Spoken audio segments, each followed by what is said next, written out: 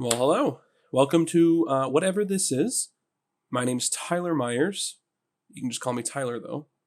I'm a filmmaker from Phoenix, Arizona. And we are going to do something fun here. I've never done this before. Been encouraged by a friend named Christopher. Christopher Hashim Williams, full name. He's an actor, also from Arizona. To just talk about anything. And I thought, well, you know what? Why don't I use this to talk about film? Since that's what I love talking about, film and philosophy, my two favorite subjects. And I thought, okay, why don't I open a Wikipedia page for a film that I like, or it could be any film if I do another one of these. It could be a film I hate, and just read the information and kind of just rant about it. Shorthand format, this won't be any longer than like maybe 15 minutes. But it just sounded fun because there's always a lot of cool things in a Wikipedia article that I don't know if it's correct or if I have like a contentious opinion, but it'd be very fun to look at. So I thought we would do that. And what a better way to start that off than with Gus Van Sant's Elephant. This is a very controversial film, or at least it was at the time. I don't think anybody has really much to say about Elephant these days. But yeah, for those of you that don't know, Elephant is a film that it basically recreated the Columbine shooting. I mean, that's all it really is. It's 90 minutes, or sorry, exact runtime is 81 minutes. It's very short, and it's very to the point. Nothing really happens in this film. It's one of its main defining features that people will tell you is that Elephant it's very slow. It's a lot of tracking steady cam shots, very slow, methodical camera movements, not a lot of dialogue, lots of characters just kind of like blending into their atmosphere and their background and just kind of being there and existing. Which, I definitely think that's what was Gus Van Sant's point, is that these are just normal people and he's showing how absolutely tragic it is that that the shooting was. But not only that, like that how, these are just normal everyday people and they're not something to be like sensationalized or turned into like, a media story, right? Because whenever a mass shooting happens in the United States, most people, and I'm unfortunately at fault for this, can tell you like the shooter's name, their background, what they've done. But it's really hard sometimes to talk about the victims because their names aren't publicized as much, and you really have to research them. I mean, they'll have like a throwaway article, like half the time they'll be like, oh yes, so and so, mother of 3, age 28, right? Which is quite awful, but that's just the unfortunate state of the news cycle, right? Real people don't sell. Violent criminals, sex, drugs, and alcohol. That's what sells. Anyways, let's not get into that. That's a whole nother discussion for a different time. But anyways, Elephant here is one of my favorite films personally. I love Elephant. I love the form. I really love slow films. So this one was just an easy sell to me. I love how compact it is, right? Because a lot of times a problem you'll run into with slow cinema is that, they tend to be a little longer, like the 2 to 3 hour mark for some. There's definitely a lot more that are in the 90-minute mark. But with Elephant, it's very much like to the point, right? He doesn't waste your time with anything, really. I mean, kids at school living their lives, 2 kids commit a shooting. I mean, it doesn't get any more like linear than that. I don't believe, anyways. And just speaking from like my knowledge about Columbine, this film is very, very close to its depiction. He really gets everything right. He gets the planning done, like how they planned it in his house, how they bought guns. Actually, that part's a little fake. Somebody at, I believe it's called Blackjack Pizza. That's where Dylan and Eric worked. Bought them the guns, and then Dylan's prom date gave him a gun as well. But yeah, it's more in a film that's not as interesting, right? Or at least he didn't really have the time to show that because it's supposed to take place over like one day.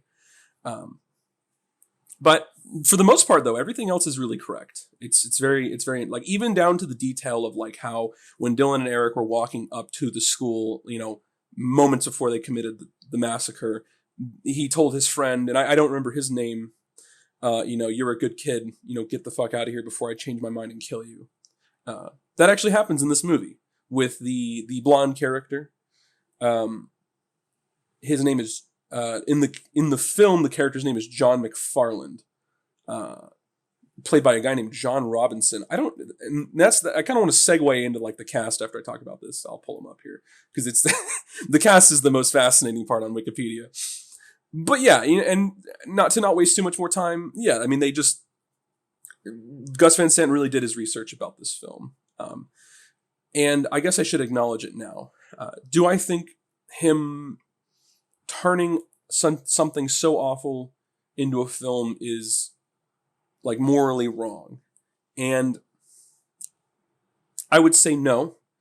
I think a lot of people have a problem with Van Sant taking the victims and turning them into like an exhibition piece, when I don't really find that that's the point of Elephant. I think the point of Elephant, to me, is how you kind of are given a glimpse into these people's lives. Like, they're just normal, everyday, relatable people, but above all, they're innocent kids. They are just dumb, very naive, innocent kids. I mean, that's all they are. And this film allows you to really sympathize with the victims, I would say, more than the news would allow you to. Because he gives them a brief moment, like, a brief glimpse into their lives moments before they were murdered, right? And I quite like that about Elephant. I think it's very, I don't know if I'd use the word tasteful, but I think Van Sant walks a fine line, and I don't think he crosses over to something that's very inappropriate or in bad taste. I think the whole film, it does a great job. But also it really shows you like how senseless a massacre is. And that, I think, above all, that's what most people would tell you the point of Elephant is like, it is a senseless massacre. And nobody really knows why someone does it. I mean, to this day, we don't really know why Dylan and Eric committed the shooting, right? And much like an Elephant, you're not given any information as to why those two characters are committing that shooting either. It's awful. Massacres are terrible. What did Kurt Vonnegut say about massacres? There's nothing beautiful about a massacre, and that's why he doesn't like to write about them. I think he says that in Slaughterhouse-Five. It really is. And an Elephant, and it's the way that Gus Van Sant depicts the massacre itself. It's so cold. There's nothing cool or flashy. It's not Tarantino-esque, and it doesn't like aestheticize the violence. Like, they just shoot people, and the people die. The camera hardly cuts. I mean, half the time the shooting isn't even in frame. Like, Gus Van Sant's focus is, he's not like interested in like depicting the violence on screen half the time, which is kind of a baller move in my opinion. Like, he makes a film about a school shooting, and then he's like, yeah, you know what? I'm not even going to show the shooting half the time. I'm just going to stick the camera right on the shooter's face and show how cold and emotionless he is, which is like, I mean, that's the state you have to be in to commit an act like that. But anyways, moving on. Let's get to some more fun stuff here that I wanted to talk about. I guess I should talk about something that really interested me. Diane Keaton, of all people, produced this. And I already knew this because he does an interview. I think it was on David Letterman. Let me look it up. It's on YouTube. Elephant interview. Yeah, the girl from Woody... Let's see here. Yeah, Diane Keaton. I don't even know. Is there even like who's interviewing him in this video? Oh, this is some old guy. I'm sorry to anybody else who's older than me. I don't know who this guy is.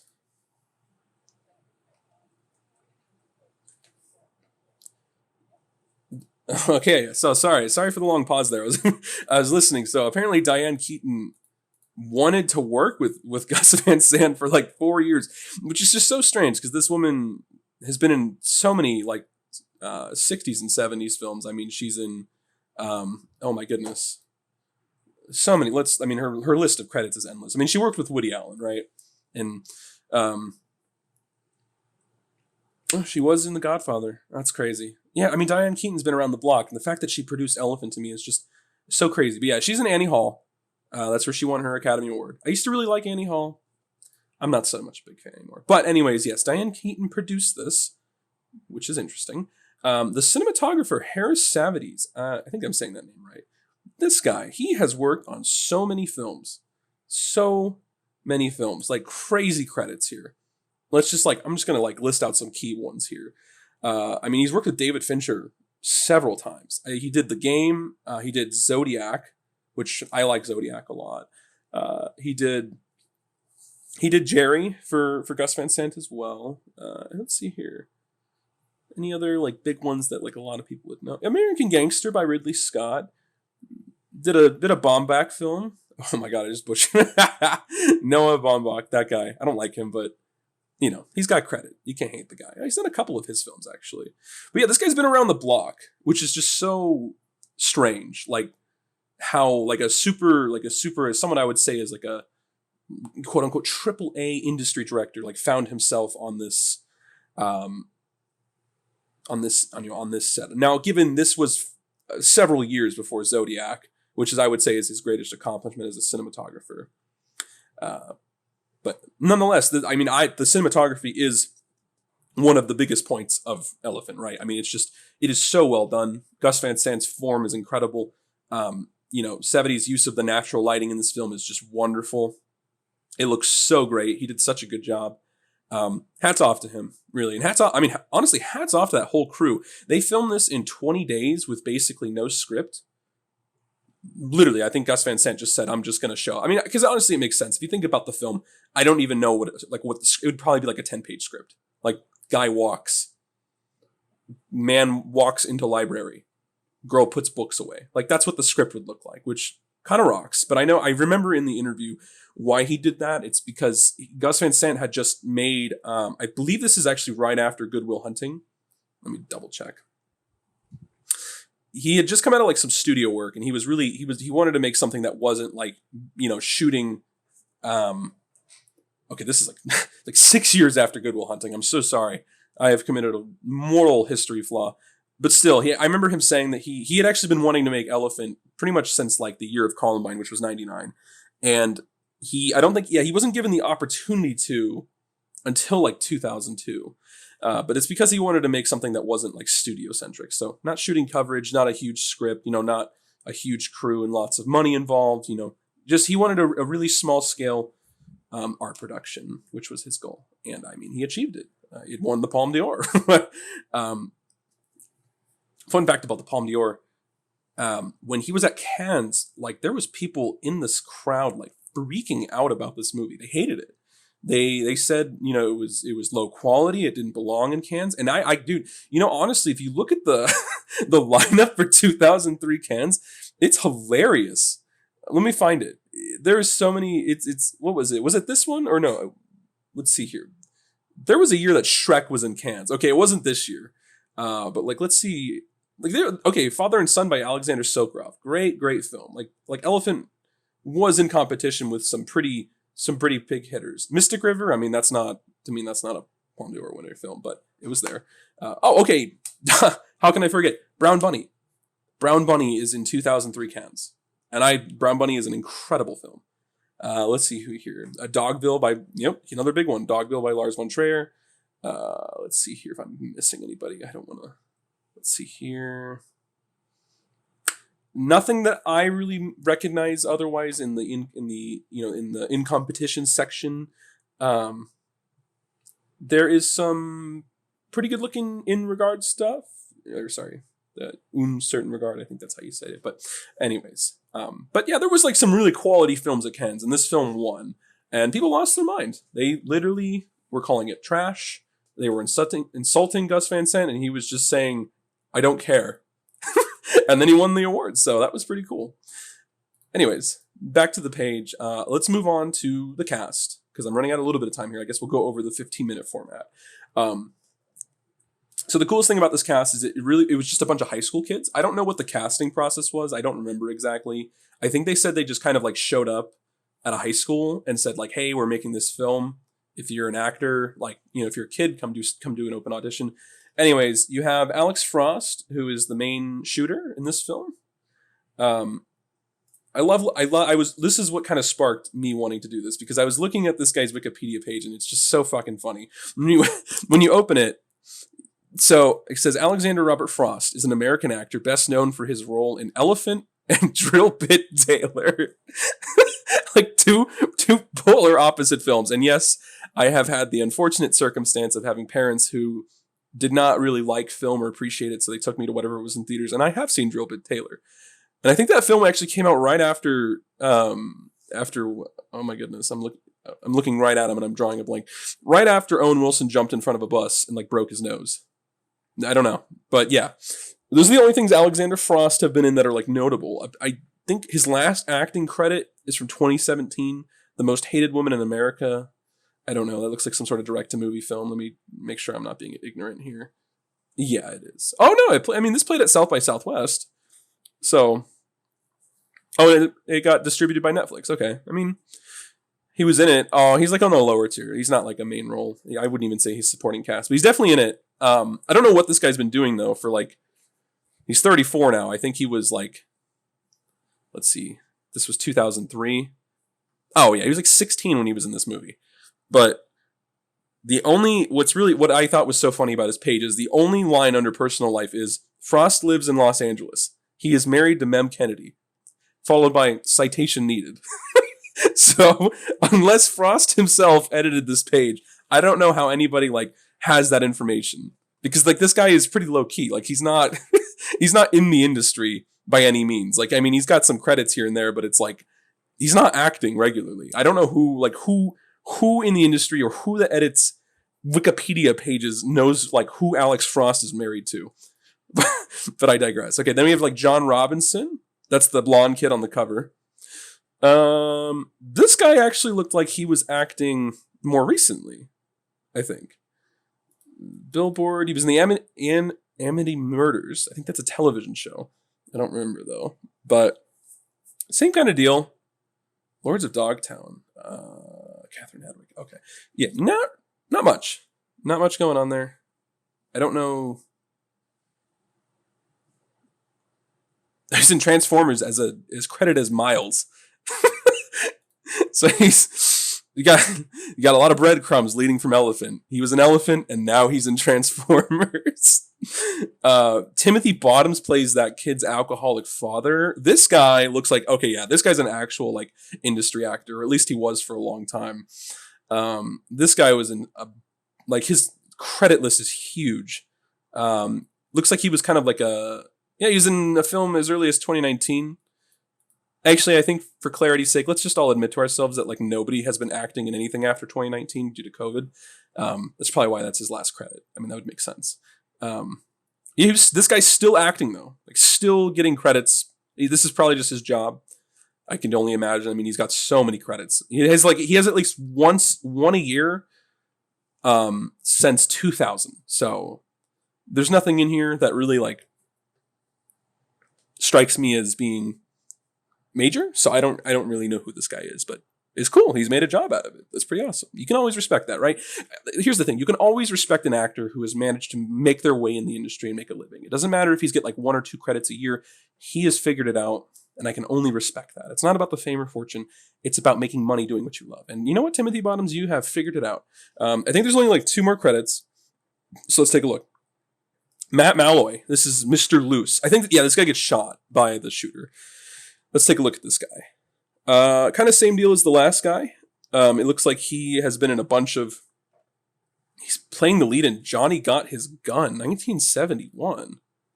Dalton Trumbo. Huh. Okay, this guy looks like he was a 70s actor. Yeah, he did a lot of stuff in the 70s and 80s. No, dude, he's in The Last Picture Show. Okay, yeah, so this guy's been in a bunch of stuff. Same thing, though. Oh, he was also... Let's see here. Timothy Bottoms. Yeah, sorry, I'm looking at the wrong thing, guys. But Timothy Bottoms, the guy I was talking about before, was in Johnny Got His Gun in The Last Picture Show. So, that's pretty impressive. Good job. Good job, Timothy Bottoms. You rock. Matt Malloy. Once again, oh, wow. Oh, whoa. Okay. This guy has been in a lot of films. Good Lord. At least 1 a year since 1989. I'm trying to see if there's anything that we would recognize, or at least I would. I mean, there's so many films. I mean, he's in As Good As It Gets. I haven't seen that, but it's on Netflix every year. I don't know. I'm just really not interested in watching that film. I do not like Jack Nicholson. let's see here. Starstruck. Yeah, just a bunch of 90s big hits and 80s big hits. He's in Election. Pretty cool. This guy's really been in everything. AI. Okay. Yeah. This guy is just an industry actor. That's pretty sick. He's just in a bunch of stuff. Recently, though, nothing at home. Nothing at home. What am I saying? Nothing like mainstream as of like post Elephant. I don't really see anything that. It looks like a lot of these guys got work on this film called Lords of Dogtown, though, which is pretty cool. I've never seen that. Maybe I'll have to watch this for my next little thing if I do one. I don't know, but this is interesting. This guy's been in a bunch of television. That's something you'll notice. You'll notice this is about industry actors. I'm not really an actor myself at all. I'm just a director. But something that I've noticed is that with these kind of people, they ebb and weave between television gigs and film gigs. And I think that's just what you got to do to get by, that he could just love television. I'm not really sure. I'm going to go on the whim though and say he's probably just doing it because it pays, but he's been in a lot more television than film. We're talking like at least 3 to 4 gigs every year since 2000. That's crazy. Okay. And then we have the last guy. I think this will be the last one we talk about. This is Elias McConnell. This is the photographer kid. It's so weird now that like in this film, most of these kids are 16 and now they're like 35.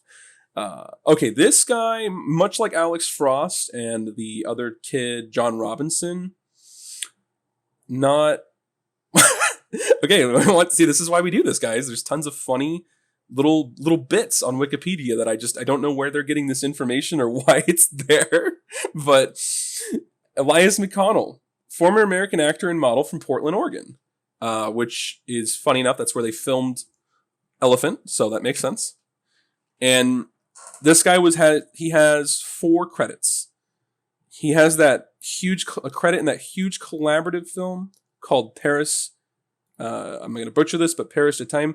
I don't know how. That's definitely not right. I'm so sorry, but you know what I'm talking about. It was this huge collaborative effort.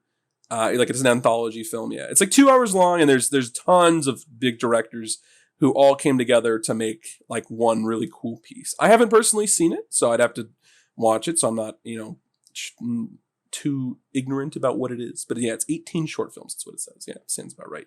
But yeah, like the Coen brothers are in it. Bunch of French people. That's a good way to label them. I'm sure they're like actually famous, but yeah, a bunch of French people that I don't recognize. And then like Wes Craven is in it too. Alfonso Cuarón, Alexander Payne. Let's see here, and Gus Van Sant. Yeah, it was pretty cool. There's a ton of actors, like tons of people are in that anthology film. It's really cool. But yeah, Elias McConnell has not done anything else. I mean, he was in Milk as role labeled Telephone Tree, which is pretty funny. But other than that, there is.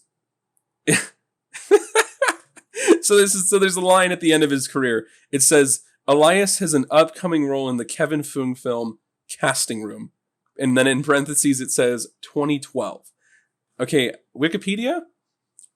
I think we're a few years past 2012, unless that's an unreleased film, and that's just when they filmed it. But I've never heard of this. Let's Google this. Kevin Fong film Casting Room 2012.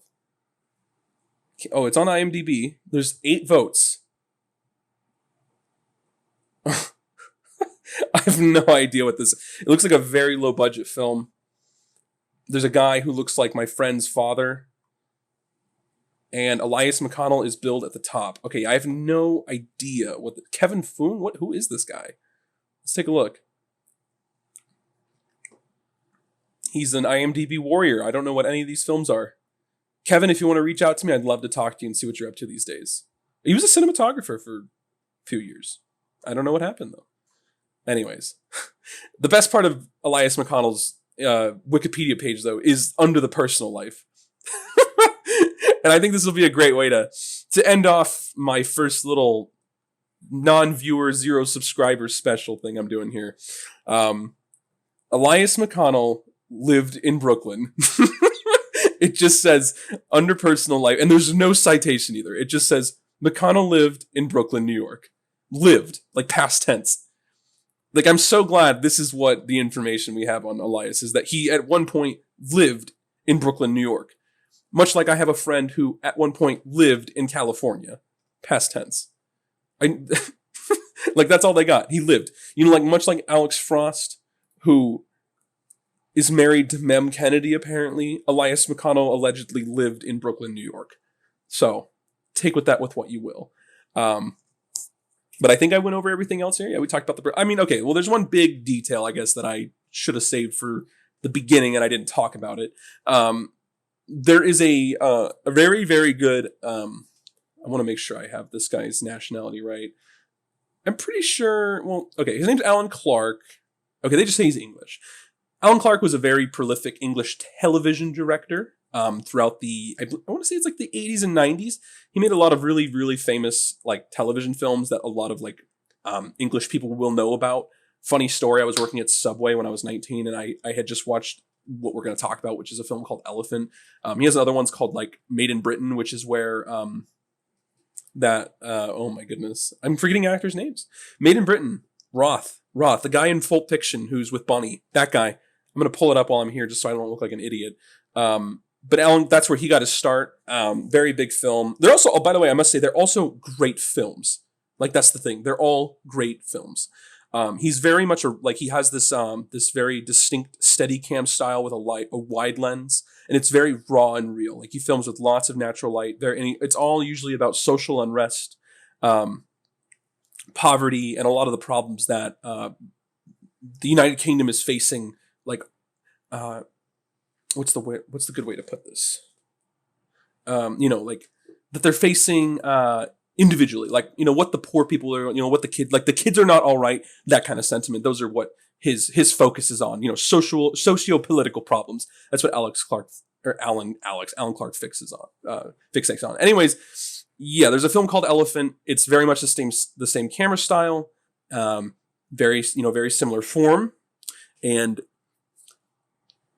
he drew a lot of inspiration from it. And in Elephant itself, the one by Alan Clark, is literally just 28 minutes of people getting shot due to sectarian violence in Northern Ireland. I would highly check it out. I think it's 18 deaths. That's it. It's just someone walks into frame, walks for a bit, and then guns someone down. There's no dialogue. It's pretty raw. And it made quite a statement about the state of Ireland at the time, which is that I still do not understand.